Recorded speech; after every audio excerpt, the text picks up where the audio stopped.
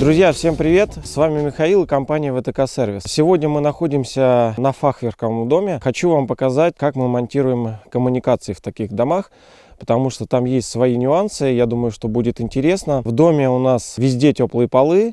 Первый этаж — это шведская теплая плита. Она делалась вместе со строительством дома.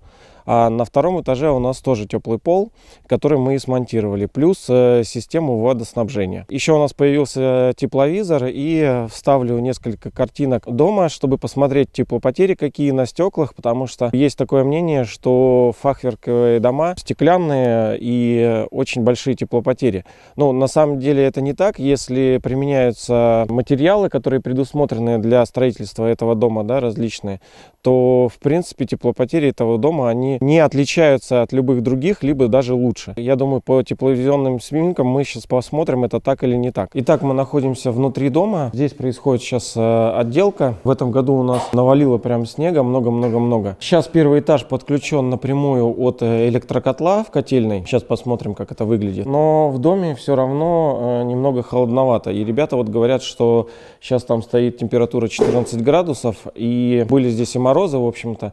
И котел на 9 киловатт, он не может нагреть теплый пол больше, потому что идут большие теплопотери. На мой взгляд, это скорее всего из-за именно шведской плиты. Просветили мы тепловизором, трубы где-то глубоко находятся, стяжка достаточно большая и труб не видно. Хотя это может быть опять же связано с тем, что у нас сейчас температура теплого пола всего там 11 градусов примерно. Может быть из-за этого, когда запустим уже полностью, может быть и просветят трубы. По плите, насколько я знаю, изучал этот вопрос, обязательно следите за тем, как строители делают шведскую плиту, потому что ошибки в ней приводят к дополнительным теплопотерям, и потом их не исправить. Поэтому контролировать монтаж шведской плиты надо достаточно жестко. Это холл, единое пространство. Вот там в углу у нас будет кухня. Да, и это будет гостиная. Один санузел на первом этаже и сауна с помывочной. Котельная у нас небольшая, примерно там около, наверное, 5-6 квадратных метров. Она находится за кухней. Пойдемте туда зайдем и потом санузлы посмотрим. Итак, мы находимся в котельной. Здесь будет размещено все оборудование, электрический щит, система вентиляции с рекуперацией. Кстати, вот система вентиляции с рекуперацией в данном случае финского производства, и делает эту систему частный мастер, который таскает оборудование прямо с Финляндии, и это позволяет удешевить цену по сравнению с тем, что можно купить в России. Я думаю, что если вы захотите, можете найти этого мастера или обратиться к нам, мы тоже поможем. Знаем этого мастера, скоро будем снимать про вентиляцию с ним, тоже обзор на фахверковом доме на одном из наших объектов. Вот сюда, в общем, приходят все воздуховоды, и внизу будет сама вентиляционная установка. Поэтому здесь, получается, эта стена будет занята этим оборудованием. Внизу у нас размещен коллектор теплого пола первого этажа. Это вот как раз-таки коллектор от застройщика. И здесь уже следующий — это коллектор водоснабжения наш стоит. Мы его немножко переделали, потому что когда делалась плита, строители заложили трубы водоснабжения, но они не учли, соответственно, некоторых точек и не заложили трубы на рециркуляцию горячей воды. Потому что с котельной до дальней точки помывочной, где будет сауна, порядка, наверное, будет 15 метров, потому что трубы мы протаскиваем по потолку. Они торчали из плиты, и мы, получается, из плиты под обшивкой подняли вверх их, и потом опустили, и аккуратненько здесь сделали коллектор, чтобы трубы не мешали, потому что здесь еще есть выход канализации, и все это увязать достаточно сложно получается. На этой стенке у нас расположен коллектор водоснабжения второго этажа.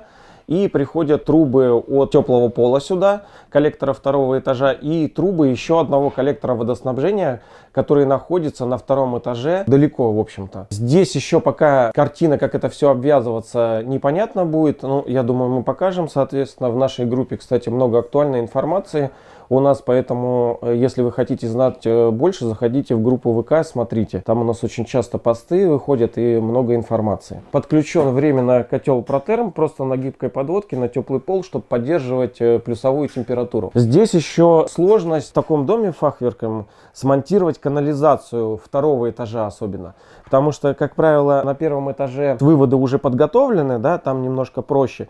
Хотя не всегда бывает проще, потому что, как всегда, канализационные выходы, они строителями закладываются не там, где они должны быть, и не так, как они должны быть. Ну и это в 99,9% случаях, поэтому от этого никуда не деться, приходится переделывать. А на второй этаж, значит, сложность монтажа канализации заключается в том, что у нас есть несущие балки, и нам нужно их обходить, их сверлить нельзя, и поэтому получаются некоторые углы. Вот в данном случае здесь у нас угол сделан 4 45-ми углами. Для того, чтобы просчитать вот эту канализацию, конечно, желательно просчитывать это все на стадии проектирования дома. Но, к сожалению, строительные компании, которые делают такие дома, да, они не часто занимаются инженеркой, да, и не учитывают на самом деле вот эти вещи. Учитывать нужно также, насколько будет опускаться потолок. И во многих случаях получается, что мы сначала построили дом, а потом уже пристраиваем к ним коммуникации. И, допустим, хотелось потолки повыше, а коммуникации не дают их поднять по уклонам, по всем характеристикам. И в каких-то помещениях приходится опускать потолок. Поэтому, если вы проектируете дом, да, вот на стадии проектирования, подумайте сразу о проекте коммуникации. Да, это вам сэкономит просто кучу времени, кучу денег, да, и все сделается правильно.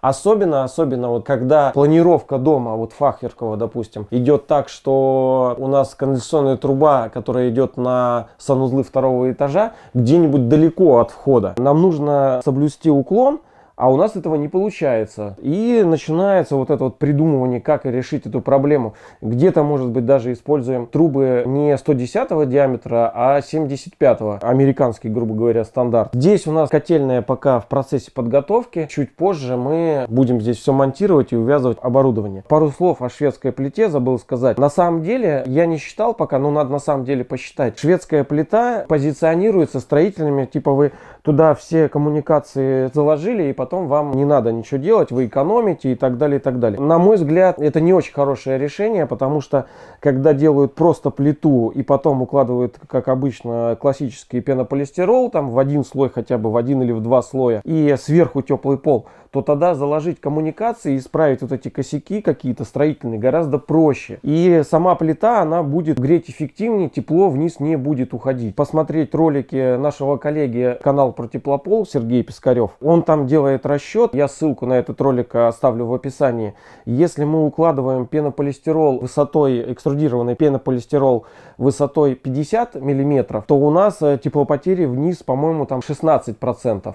А если мы укладываем 100 мм, то теплопотери вниз уже 9%. Соответственно, какие теплопотери вниз этой плиты, неизвестно. И потом заказчик, если где-то будет плохо греть или наоборот уходить, будет греть нормально, но будет расходоваться достаточно много энергоресурсов, начинается вот этот поиск. Поэтому помимо того, что вам делают шведскую плиту, требуйте со строителей теплотехнический расчет этой плиты. И тогда вы точно будете знать, сколько тепла с этой плиты у вас будет уходить вниз и в стороны. И я думаю, что эти данные заставят задуматься и вас, и строителя, а стоит ли делать так, или стоит так утеплять, или не так. Это исключит ошибки, потому что фундамент — это у нас монолитное строение, оно очень долго. И эксплуатационные расходы в этом случае, они на самом деле очень важны. Да? Ну, понятно, что никто не хочет платить больше, чем это можно. Пойдете в санузел и поднимемся на второй этаж. Мы находимся в саунной зоне, да? Справа от меня будет сама сауна, здесь будет помывочная. Здесь подготовка под 2 душа, и трап, он уже заложен. Трап простой будет, круглый, на 2 душа он будет один. Водоснабжение, значит, душевых у нас с рециркуляцией. Вот о чем я говорил, что когда вы будете принимать душ, то вы включаете воду, так скажем, и не ждете, пока пройдет холодное и получится горячее. То есть у вас сразу идет душ той температуры, которой вы хотите. Вот это называется рециркуляция горячей воды. Кстати, кому интересно, оставлю ссылки на поэтажный проект, на планировку этого дома. Посмотрите, может быть, что-то полезное найдете для себя. Здесь у нас находится санузел, установлена инсталляция ТЦ и под унитаз навесной, и инсталляция под биде. ТЦ, я думаю, что не надо рассказывать, что это такое. Здесь полотенцесушитель и раковина будет.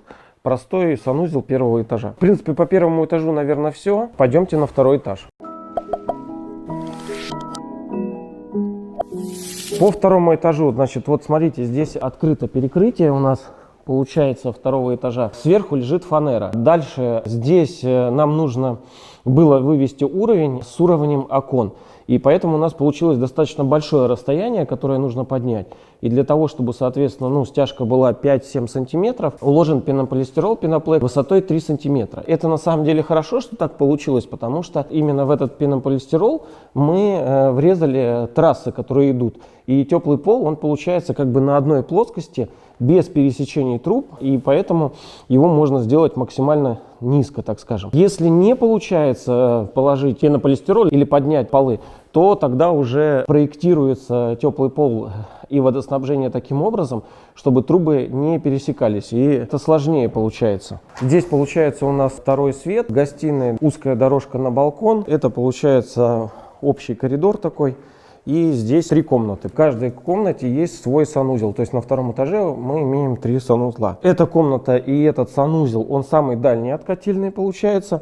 Поэтому здесь установлен коллектор. Теплый пол смонтирован скобами. Кстати, вот пенополистирол тройка, он позволяет применять технологию скоб. Если пенополистирол меньше, то тогда это в полклассе сетку нужно и стяжками притягивать. Это неплохо и не хорошо, просто здесь использована такая технология.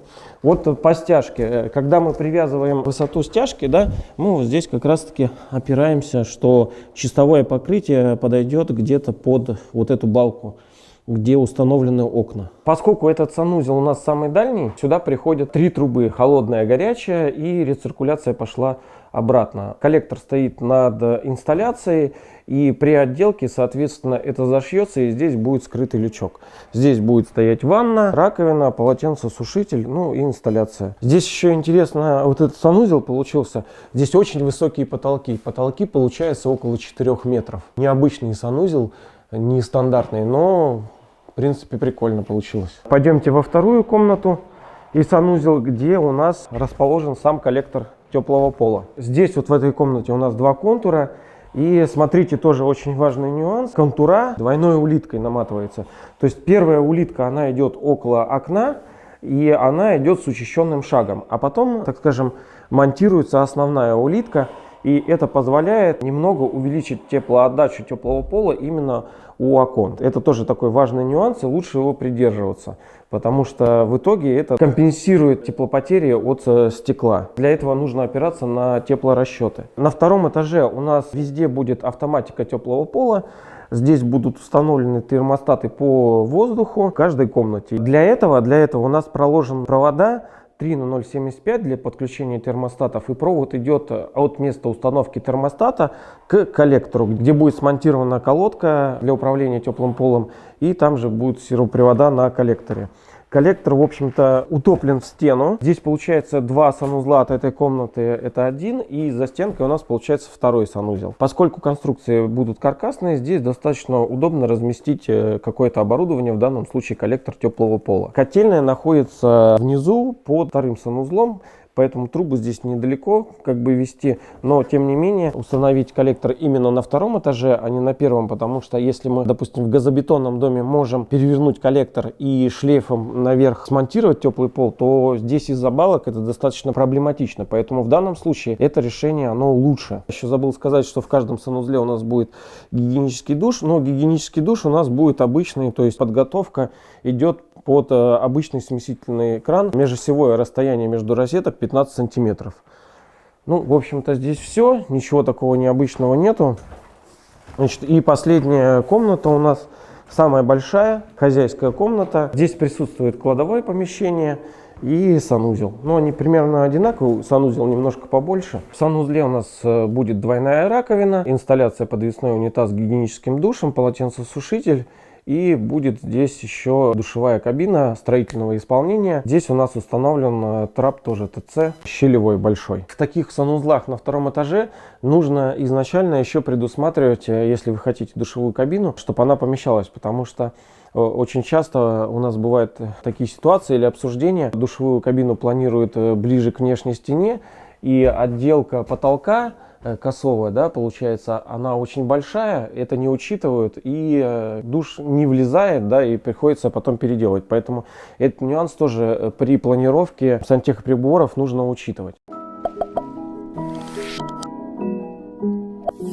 Друзья, несколько слов про финишное покрытие второго этажа под теплый пол. Мы всегда говорим о том, что для того, чтобы правильно сделать систему отопления, нужно всегда учитывать, какое финишное покрытие вы будете класть у себя в доме. Покрытие типа ламинат, кварцвиниловая плитка, инженерная доска паркет, она требует определенного температурного режима. И в инструкции к этим материалам написано, что основание, кстати, обратите внимание, у некоторых производителей написана температура поверхности финишного покрытия, да, а у многих написано именно температура основания. И температура основания не должна быть больше 27 градусов.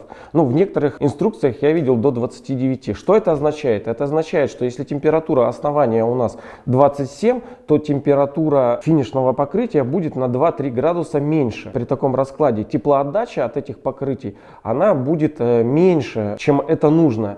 И когда мы накладываем тепловой поток, который исходит от этого покрытия вверх, соотнося его с теплопотерями помещения, то в Ленинградской области этого теплового потока не хватает для покрытия теплопотерь помещения. И получается такая ситуация, что для того, чтобы нам компенсировать теплопотери, мы перегреваем это покрытие. Соответственно, мы нарушаем условия эксплуатации, прописанные производителем. Вы слетаете с гарантии, ну и вообще какие-либо проблемы, связанные с перегревом, вы берете тогда на себя. Поэтому этот фактор нужно учитывать, если отопление делать правильно. Конечно, можно сказать, что, и я думаю, что в комментариях будет тоже много, что у меня там паркет или там ламинат или кварцвиниловая столько лет, и у меня все нормально. Возможно, я с этим не спорю, но мы, как профессионалы, должны вас предупредить, что то или иное покрытие имеет определенные температурный режим, который нельзя нарушать, потому что это написано в инструкции к эксплуатации к этому материалу. В данном случае здесь принято решение использовать массивную доску компании Экопол. Я про нее рассказывал немножко, когда мы посещали выставку. Да, покрытие где-то будет монтироваться осенью, наверное, 2019 года. Если у нас получится, мы подъедем и посмотрим, как это монтируется оно и как оно себя ведет под теплым полом. Но именно доска Экопол производителем, ее разрешено перегревать, там, по-моему, до 40 градусов. Там различные паркеты есть. И стоимость, по-моему, от 3500 рублей за квадратный метр там, и до 6, по-моему, вот так вот. Я думаю, что можно посмотреть, опять же, ссылочку оставлю на них, можете посмотреть. Поэтому в этом доме вопрос с температурным режимом и финишным покрытием, он продуман и сделан правильно. Не нарушайте условия эксплуатации финишных покрытий и всегда учитывайте этот фактор. В общем, друзья, если у вас остались вопросы, пишите их в комментариях, заходите в нашу группу ВК, подписывайтесь на наш канал и ставьте лайки. Ну а с вами был Михаил и компания ВТК Сервис. Увидимся в следующих видео. Всем спасибо и пока.